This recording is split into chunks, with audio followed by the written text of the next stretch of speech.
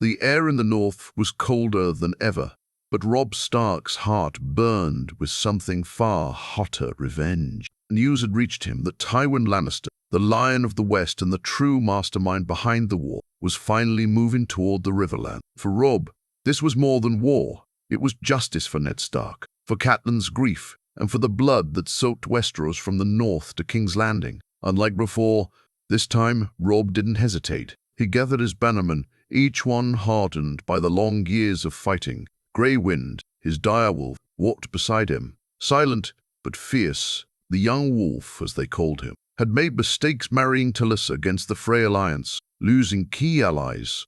But he had also learned, this time, he wouldn't underestimate Tywin Lannister. "Tywin's moving through Harrenhal," Lord Bolton reported. "He's headed to crush the River Lords before they fully regroup." Robb's eyes narrowed. "Then we hit him before he gets there."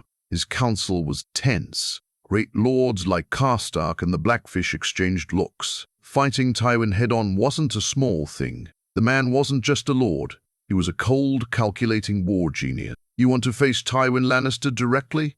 Nord Umber grunted. "Should hold the north, not chase lions." Robb slammed his fist on the table. "If we don't face him now, we'll be running forever. This war doesn't end until the lion's head is on a spike." It was a bold move, but he wasn't the boy who first rode to war. He knew this battle had to be perfect. He studied Tywin's past tactic, how he crushed the Rains, outmaneuvered Stannis, and even survived his own children's schemes. Tywin always chose to reign wisely, always used bait, and always planned 2 steps ahead. Robb had to be better. So Robb made a decision Tywin wouldn't expect. He sent false scouts, fake messages through known traitors, making it seem like he was retreating toward Moat Cailin. Meanwhile, his true forces marched quietly toward Harrenhal's western edge, where the forest was dense and the road narrow, perfect for an ambush. 3 days passed, and scouts confirmed it. Tywin was moving fast, with nearly 20,000 men. The Lannister host was armored and confident. They had no idea what waited for them. The night before the attack, Robb stood near his campfire, polishing his sword and feeding Grey Wind the last of the salted meat. Talisa watched him from a distance, worry in her eyes. "If you fight Tywin and lose, then it ends," Robb said quietly. "But if I win, the war might finally turn in our favor." He didn't sleep that night. Too many memories kept him awake: his father's head on a spike, Sansa trapped in King's Landing, Arya lost in the wind, and Bran and Rickon's uncertain fate. Tywin Lannister was the root of all their suffering. He had to fall. At dawn, the first horn sounded. The Stark army moved like shadows surrounding the narrow pass. They'd block the front, collapse the middle, and burn the rear, cutting the Lannister force in 3. It was a risk, but it was their only shot. As Tywin's golden lions marched into the pass,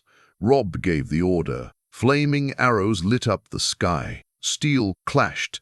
War cries echoed through the trees, and the ground shook as thousands of men fought for their lives. Robb rode into the heart of the battle, Grey Wind beside him, slashing through Lannister soldiers like a northern storm. And far ahead, through the smoke and chaos, Robb saw him, Tywin Lannister, calm as ever, surrounded by his guards, watching the battle like a chessboard. This was it. The 2 minds finally clashing, not just in war, but in person. Steel rang like thunder through the narrow pass as chaos unfolded on both sides. The battle had begun just as Robb Stark planned. But Tywin Lannister was not a man who panicked. Surrounded by his elite guard, Tywin watched the flames rise with cold, calculating eyes. "So the wolf has teeth," he muttered, signaling his captain. "Form the pike wall. Archers to the rear. Hold the center." But Robb wasn't fighting like the young wolf Tywin had once underestimated. He had studied him, respected his cruelty, and now used it against him. As Lannister archers adjusted their formation, Stark horsemen led by Great Jon Umber charged down from the trees in a thunderous stampede, breaking the left flank apart. Tywin's horse reared as a spear nearly struck his guard captain. His men fought to hold the line, but it was clear they were surrounded. Still, Tywin didn't flinch. "Fall back to the ridge. If they want to surround us, let them try fighting uphill." Meanwhile, Robb rode with Blackfish Tully toward the southern edge. "The lions are trying to regroup. They'll pull back to high ground. We can't let them." Blackfish nodded. Then we pin them here. Let them bleed in the mud. The battle turned brutal. Bodies fell so fast, the ground turned red and wet, making footing nearly impossible. Lannister soldiers screamed as Stark archers rained arrows from above. And in the middle of it all, Robb fought like a man possessed. Grey wind leapt at soldiers, ripping throats and tearing armor. Robb's sword cleaved through steel and bone. He moved with purpose, his eyes always scanning for one man, Tywin. On the ridge, Tywin watched his numbers shrink. His commanders argued. "We need to retreat west," one shouted. "If we stay, we die here." Tywin's voice cut through the panic. "If we run, we die, cowards. If we fight, we may still win." But even he knew Robb had changed. The boy who once relied on speed and surprise was now leading like a true commander. Tywin's old strategies weren't working. Suddenly, a horn blew from the east. Stark reinforcements led by Roose Bolton emerged, blocking Tywin's escape. Robb hadn't just ambushed Tywin, he had trapped him. Seeing the tide turn, Tywin's jaw clenched. So this is what defeat feels like. But his pride wouldn't let him say the word. He ordered his last guard unit to push toward the north. "Clear a path. I will not die here." But Robb was already moving in. He saw Tywin's banners shift, saw the golden lion trying to claw its way out. He pressed forward, cutting through the remaining soldiers, and finally, through the haze of blood and smoke, Robb came face to face with Tywin Lannister. The two men stared at each other across a battlefield choked with corpses.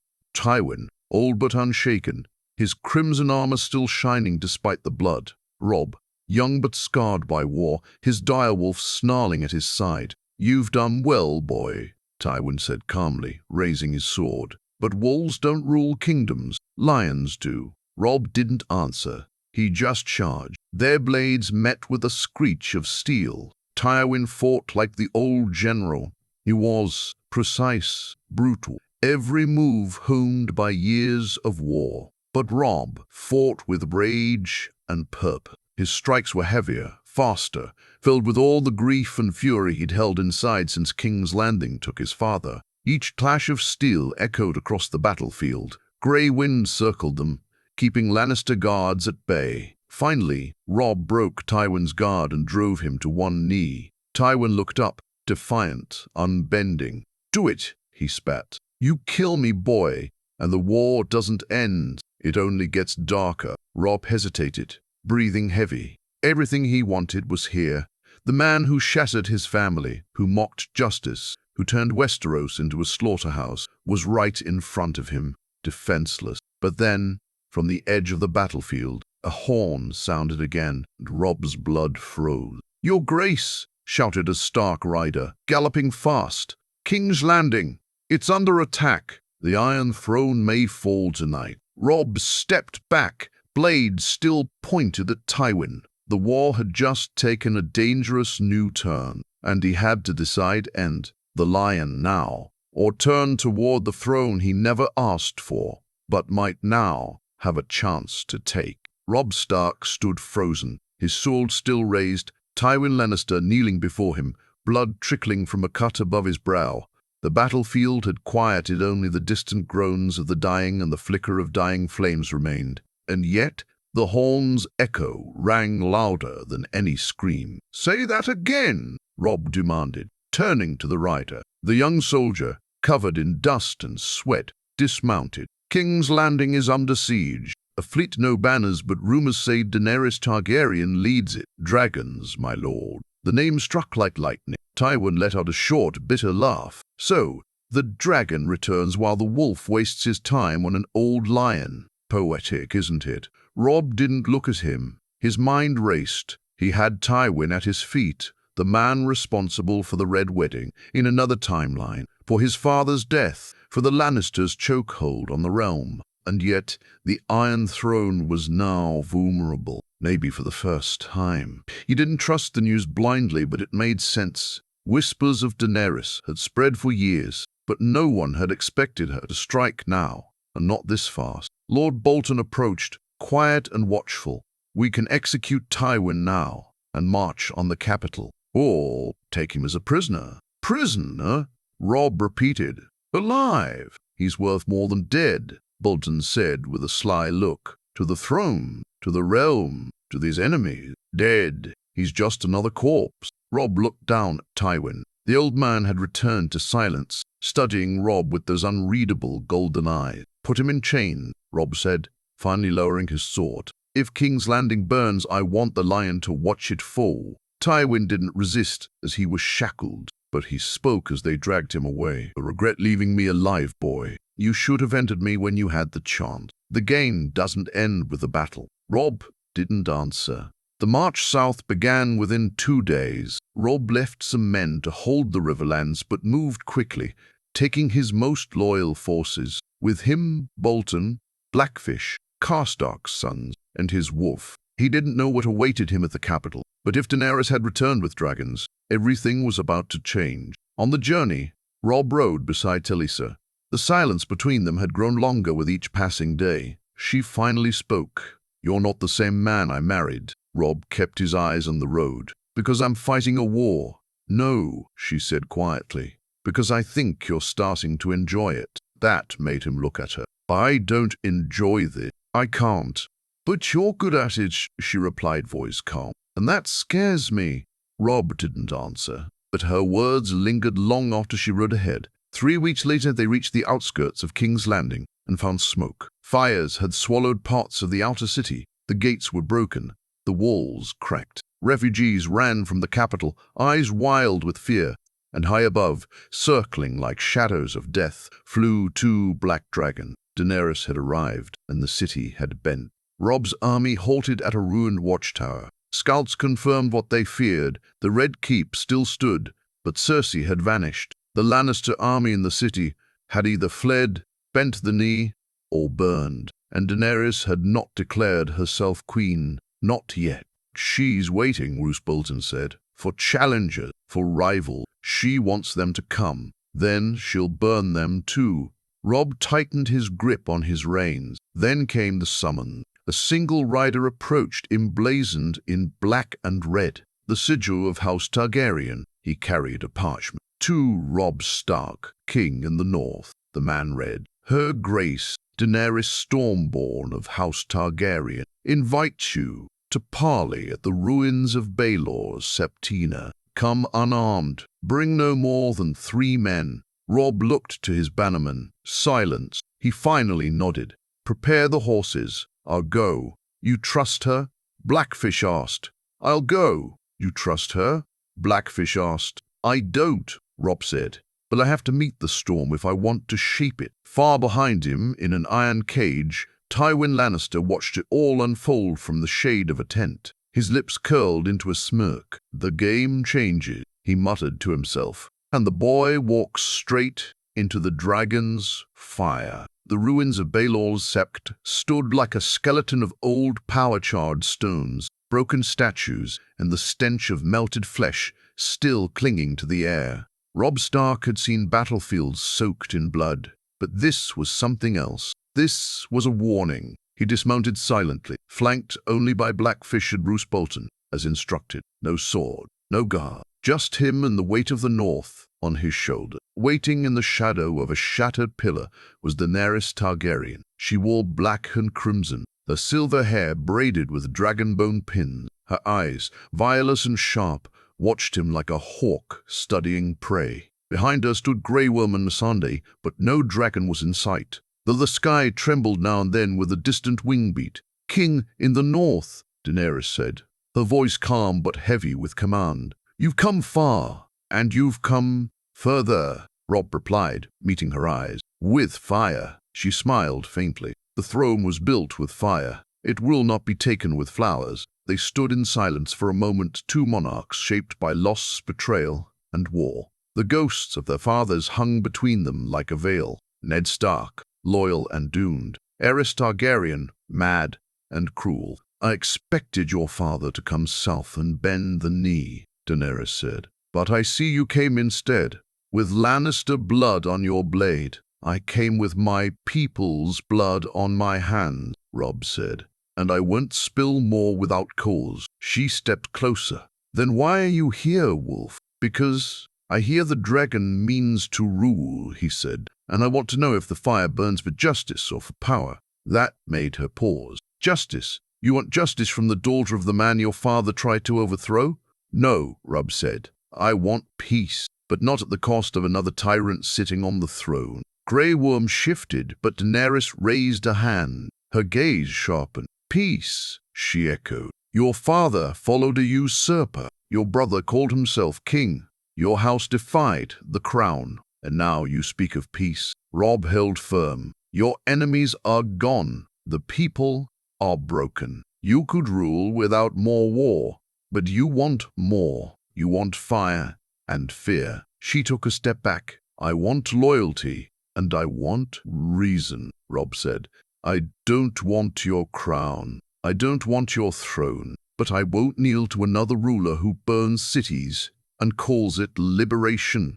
Their eyes locked ice and fire in a battle of wills. Daenerys tilted her head. Then what do you propose? Independence, he said, without flinching. The North will not kneel. Not to a dragon. Not to a lion. Not again. The silence was deafening. Grey Worm stepped forward, hand on his blade. You insult the queen. Robb didn't move. No, I'm offering her a chance to rule wisely. Daenerys' face was unreadable. Then slowly she turned her back and looked toward the Red Keep in the distance. I once thought I would rule with love, she said softly. Then I saw what love did to my family, to my people. I have dragons now. Fire is faster.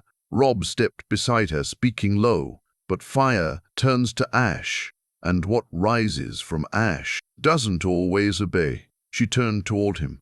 Their faces were close now, but there was no warmth between them. You're brave, she whispered, but brave men die, and so do queen, Robb replied, his tone steady. Before anything more could be said, the sound of wings beat above them. Drogon descended from the sky like a shadow of death, landing with an earth-shaking thud. His eyes locked on Robb, nostrils flaring, smoke curling from his jaws. Daenerys didn't flinch, but Robb did something no one expected. He walked straight toward the dragon. The black fish cursed under his breath. Roose Bolton raised a hand to stop him, but Robb was already at Drogon's side. He stopped a few feet away, his eyes locked with the beast. Grey Wind, waiting at the edge of the ruins, let out a low growl. For a heartbeat, nothing moved. Then Drogon let out a puff of smoke and backed off. Daenerys stared in disbelief. Robb turned to her, voice calm. I'm not afraid of fire, not anymore. She said nothing, but something had changed.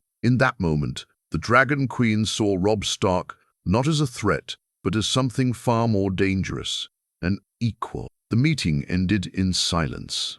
Daenerys gave no agreement, no threat, only a nod that dismissed Robb Stark as neither enemy nor ally. Yet, the two monarchs parted with nothing settled but one truth. The game was no longer about war alone. It was about presence, power, fear. And Robb Stark had just walked from Dragonfire without burning. As he rode back to camp, his mind raced. He hadn't come south to kneel or to conquer, but now he stood in the middle of both. Daenerys wasn't mad, not yet, but the hunger in her eyes was real. The throne had gripped her, and if she felt threatened, she would burn everything that stood in her way, including him. Blackfish rode beside him, his voice low. You showed strength, lad, but you gave her reason to see you as a rival. She already did, Robb replied. Now she'll just be more careful. Roose Bolton, as always, watched and said little. But later that night, in the privacy of his own tent, he met with someone in secret. Maester Qyburn, the exiled genius of King's Landing, who had once served Cersei Lannister. She won't trust him, Roose said quietly. The Queen fear him. Qyburn smiled faintly. And fear opens doors, if you're ready to walk through them. Elsewhere in the city, Tywin Lannister remained in chains, guarded by Stark men in a candlelit cell beneath a half-burnt tower. His face, though older and battered, had lost none of its arrogance. He was not idle. Each guard who brought him food was studied. Each word they spoke remembered. And when one of the younger soldiers of Frey, from the looks of him, grew too comfortable, Tywin struck, not with violence, with conversation. "You think Robb Stark will rule forever?" Tywin asked, his voice calm. "He's too noble to last. And the dragon girl? She's not here to share power. She's here to take it all." The young guard hesitated. Tywin leaned forward. "You serve a man who will get you all killed, but I can still change your fate." The boy said nothing, but the hesitation was all Tywin needed. The first crack in the war. Robb knew he couldn't stay in the city for long. Every day, more armies arrived, men loyal to Daenerys, sellswords, former Lannister bannermen switching sides, and even the Dornish. The capital was becoming a nest of snakes, with one dragon sitting in the middle. Still, he remained calm. His own camp had grown, supporters from the Vale had arrived, and word spread fast. The North was not kneeling. The people whispered of the Wolf King who faced dragons and didn't burn. But with fame came danger. One night, an assassin crept into Robb's tent, dressed as a servant. The blade was fast and silent, but Greywind was faster. The direwolf lunged, ripping out the killer's throat before the steel ever touched Robb's skin. When they searched the body, they found a sigil house, Lannister, or so it seemed. But Robb wasn't convinced. "Too obvious," he said, wiping blood from his face. "Tywin doesn't make mistakes like this. Someone wants us to blame him." He looked at Roose Bolton, who met his gaze with a blank expression. "We're not just fighting Lannisters anymore," Robb muttered. "We're caught between lions and dragons, and the wolves are in the middle." The next morning, he received another summons, but this one came not from Daenerys. It came from Tyrion Lannister. The note was written in his hand, clever and mocking. "We both know my father's days are numbered, you and I. We still have a kingdom to live in after this is over. Meet me at the ruins of the Dragon Pit. Come alone, or not at all." Robb stared at the letter for a long time. Blackfish growled. "You can't trust him." "No," Robb said, "but I can't ignore him either." When night fell, he rode alone. At the Dragon Pit, Tyrion waited with a flask of wine, sitting on a broken stone beside dragon skulls, long turned to dust. "You came," he said. "Most kings would have sent a blade instead." "I'm not most king," Robb replied, stepping into the moonlight. Tyrion offered the wine. "Then maybe we can save this burning kingdom before your wolf and her dragon kill us all." Robb didn't take the wine. "Talk," he said coldly. "Why summon me?" Tyrion took a slow sip. "Because I think we both know the truth, Robb Stark. This realm is big enough for one ruler." He looked up with knowing eyes, but not two. Robb stared at Tyrion, his jaw tight. "If this is another Lannister trap, you'll die before sunrise." Tyrion raised his brows, unimpressed. "If it were a trap, do you think I'd be sitting here in the open, drinking cheap wine and talking about saving the realm? You're smarter than that, Your Grace." Robb didn't sit. His eyes wandered across the ruined dragon pit, where once dragons were chained like animals. Now it was filled with silence, ash, and ghosts. Tyrion poured more wine and leaned back against the crumbling stone. "I served Daenerys. I believed in her. But belief doesn't survive long when you see what happens to cities that disobey her." "You're saying she's mad?" Robb asked. "I'm saying she's determined," Tyrion replied. "And determined people become dangerous when they see threats instead of allies. And right now you, Robb Stark, are the biggest threat in Westeros." Robb's voice was steady. "I told her I didn't want the throne. And I believe you," Tyrion said with a sigh. "But power doesn't work like that. You don't have to want the throne. You just have to look like you could take it." He let the words hang in the air before continuing. "She sees the way people talk about you. The North follows you without question. Half the Riverlands bend the knee to you. The Vale is watching you closely. And most of all," Tyrion looked him dead in the eyes, "you stood in front of a dragon and didn't flinch." Robb remained silent. "That wasn't courage," Tyrion said, his voice dropping. "That was prophecy, or so the small folk think." Robb frowned. "Prophecy? They're whispering about you, Stark," Tyrion continued. "A wolf who walks through fire, who brings ice to balance flame. Some say you're the last son of the old gods. Some think you're Azor Ahai. Madness. But in war, madness spreads faster than armies." Robb took a step forward. "So why warn me?" Tyrion chuckled bitterly. "Because I want to live, and I want this kingdom to survive. Neither will happen if Daenerys burns the North just to prove she's not afraid of you." Robb finally sat. "Then what do you suggest?" Tyrion leaned in. "Join her." "Join her?" Robb laughed once. bitter and sharp. "You want me to bend the knee after all this?" "No," Tyrion said. "I want you to marry her." Silence dropped like a blade between them. Robb stood again, anger rising. "You're mad." "She needs a symbol of unity," Tyrion pressed. "You need protection. Two rulers, ice and fire. The war ends without more blood. The people love you both. Together, you could hold the realm." "And what happens when she decides she doesn't want to share power?" Robb snapped. "What happens when the dragon decides the wolf is no longer needed?" Tyrion stood too, facing him. "Then you die a husband instead of a rebel. Either way, she wins. But maybe, just maybe, you win too." Robb turned away, his thoughts a storm. His mind flashed with images, his father's honor, his mother's prayers, Tallis's quiet strength. He thought of Grey Wind pacing at camp, restless, of Daenerys' eyes when she looked at power, of Tywin Lannister, still breathing in a Stark cage. Finally he turned back. "And if I refuse?" Tyrion's face darkened. "Then prepare your people to die, because I know her. She'll never forgive a rival. Not after King's Landing. Not after you stood before Drogon and lived." Back in camp, Roose Bolton watched the stars from his tent. He didn't like uncertainty, and Robb Stark was suddenly surrounded by it. He wrote a raven scroll that night carefully in cipher. It read, "The wolf hesitates. The fire burns too bright. You'll have your chance soon. Be ready to act. One crown, one ruler. No north." He sealed it and sent the raven south to Cersei Lannister. The next morning, Robb returned from the dragon pit change. He entered Tywin's cell alone. The old lion looked up, surprised. "I thought you were off meeting dragons," Tywin said with a smirk. Robb didn't smile. "Tell me something, Lord Lannister. If you could go back, would you have killed Aerys when you had the chance?"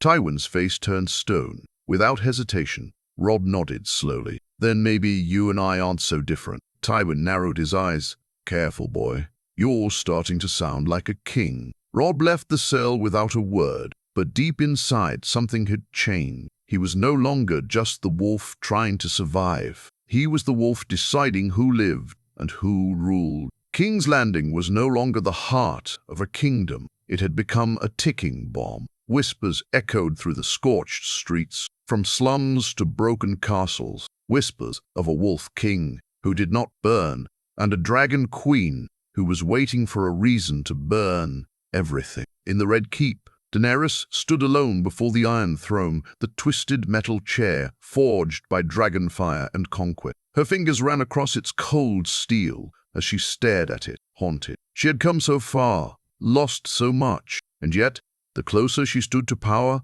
the further she felt from peace. Missandei entered quietly. He refused. Daenerys didn't answer right away. Her voice was low. He listened. "That's worse," Missandei said softly. "Men who listen but don't speak are men who choose war in silence." Daenerys turned, her violet eyes hard. "He doesn't want the throne. Doesn't mean he won't take it," Missandei replied, "or that others won't push him." Outside the city, Robb stood in his war tent, reading the Raven message from the Vale. Lady Arryn had pledged neutrality for now, but the lines were sharpening. Allies were choosing sides, even as no swords had yet clashed. Roose Bolton entered without invitation, quiet as a shadow. "We should strike first," he said. "Burn her ships before she grows stronger. End it before she becomes what we both fear." Robb didn't look up. "I didn't come south to start another war."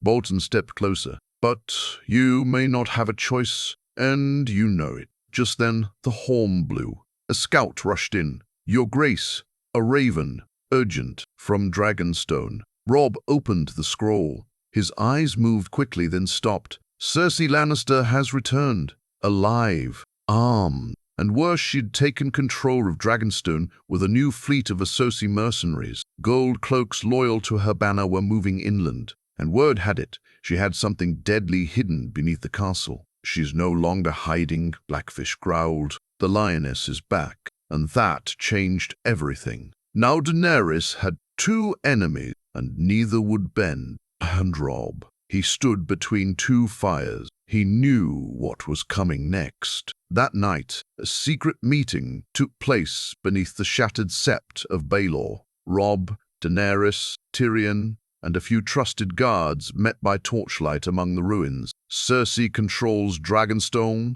Daenerys said, almost in disbelief. How? She was always a survivor, Tyrion muttered, like cockroaches and rats. Robb stepped forward. We have one chance. If we combine forces and strike before she strengthens her position, we can end her reign.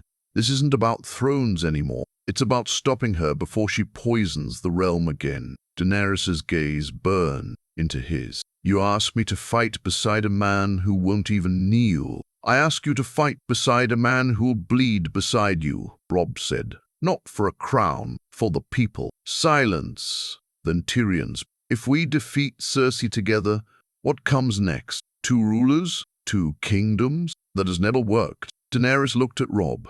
Will the North bend the knee after this? Robb didn't hesitate. No, but it will stand beside you, not beneath you. She studied him for a long moment. Then finally she said, Then we fight together for now. But her tone made it clear.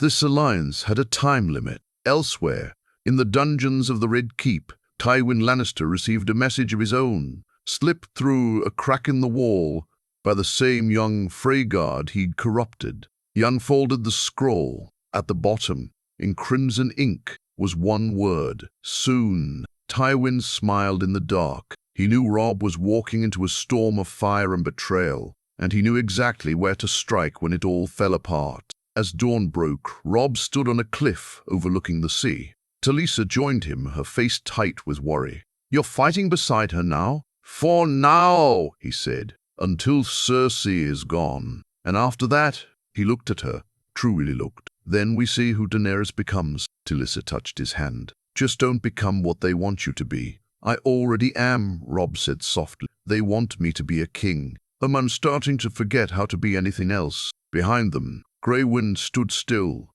ears raised toward the sea.